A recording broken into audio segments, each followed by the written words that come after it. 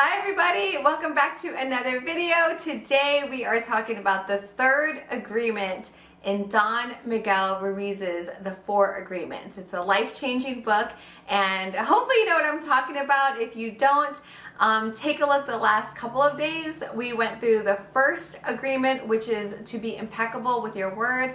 The second one, which was yesterday, and that was don't take things personally. Don't take things personally. And today is about don't make assumptions. And this one is such an important one. So, hello, my name is Jamie. I'm the J and JLOVES, where I share all the things that I love, because if I love it, maybe you'll love it too. And it's Natalie. My wonderful, beautiful daughter, Natalie, who never drives me crazy. Anyhow, so don't make assumptions. This is so big.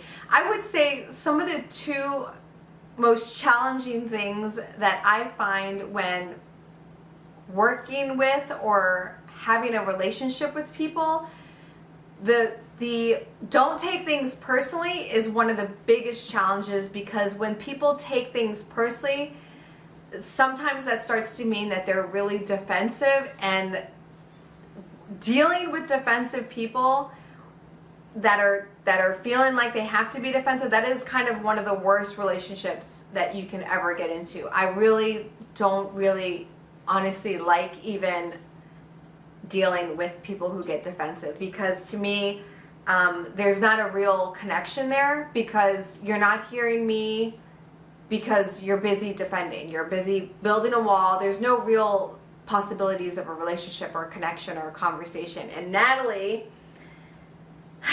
that's one of her biggest things. We've worked on it a lot. Do you feel better? Mm-hmm. Yes, and I'm telling you, I have given her the business, haven't I, about that. So she, hopefully, you're not taking things personally and isn't defensive. But the second one is, this one right here is actually really challenging too, and that's not to make assumptions.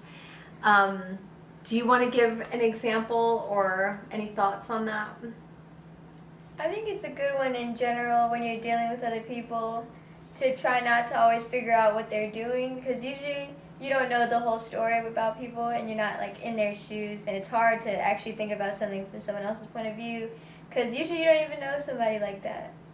Yeah, I would say it's just a bad idea to try to assume anything, because you're probably going to be wrong. And I will say with Natalie, she'll make assumptions with me a lot. Like, she'll either, like, if I'm asking her something, or I'm getting into it with her or whatever, or I'm like lecturing, she might start responding because she's assuming she knows what I want to hear, and that just makes everything even worse, because one, she's always guessing wrong, like so wrong, like absolutely wrong, and a lot of times she's just wrong about that, because I'll be asking her questions trying to figure out what she's thinking, what she's feeling, and I'm trying to get an answer, and instead she's busy trying to guess what she thinks is the answer of what I want to hear, and she's giving me some like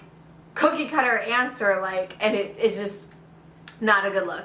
I will say, generally speaking, that humans are simple and we're complex, right?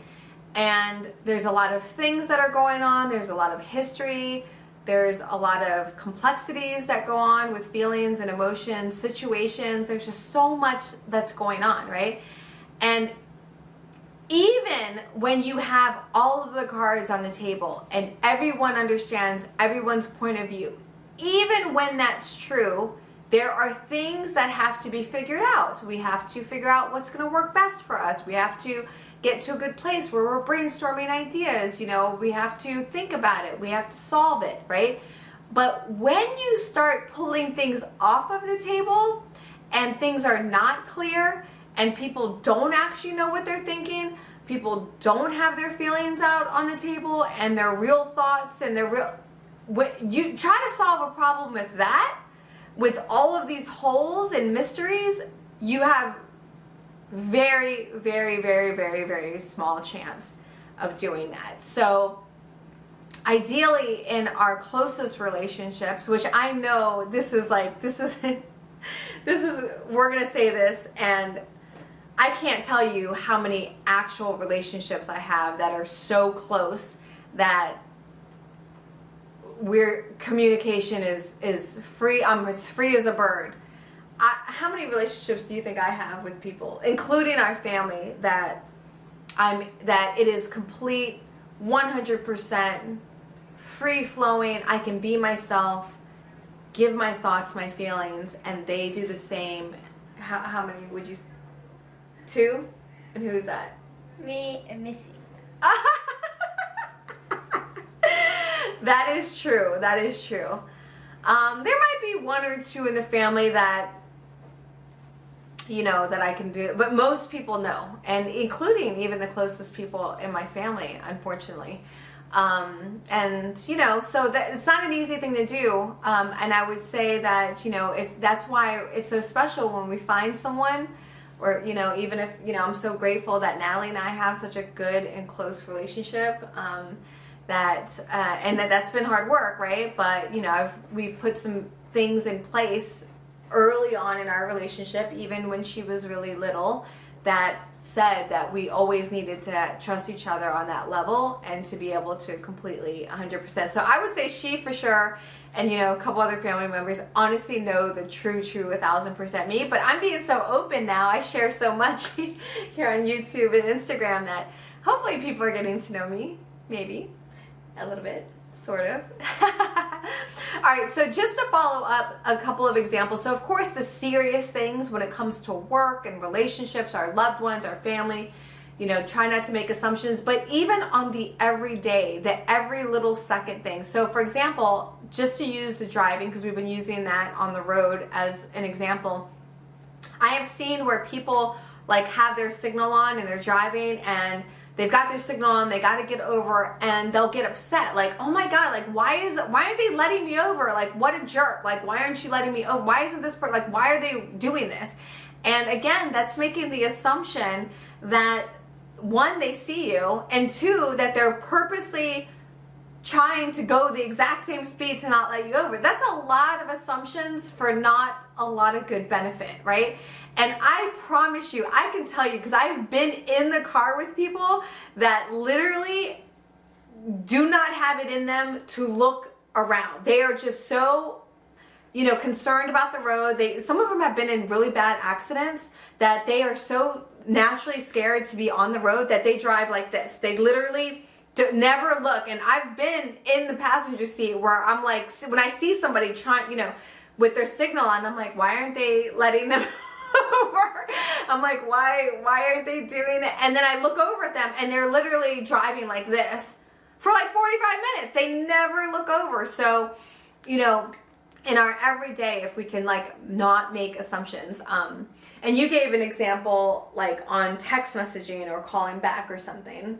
Yeah, usually when somebody's doing something, you don't know actually what's going on with them at the moment. If you're talking to somebody or texting them, and then they start not replying, and then you're like, oh, did I say something? Why aren't they replying? Why are they ignoring me? But really, maybe their phone died or they forgot to reply or whatever it is. And so then you'll just get your feelings hurt, and then they won't know what they did, and then you think they did something that they didn't, and now you're getting your feelings hurt over something that you didn't have to get your feelings hurt over. And even if they were ignoring you, then it's whatever. You don't have to just assume that everybody's ignoring you, because that'll just get your feelings hurt more often than you need them to be.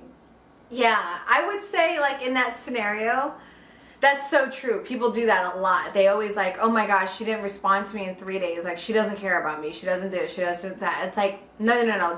Don't make those assumptions.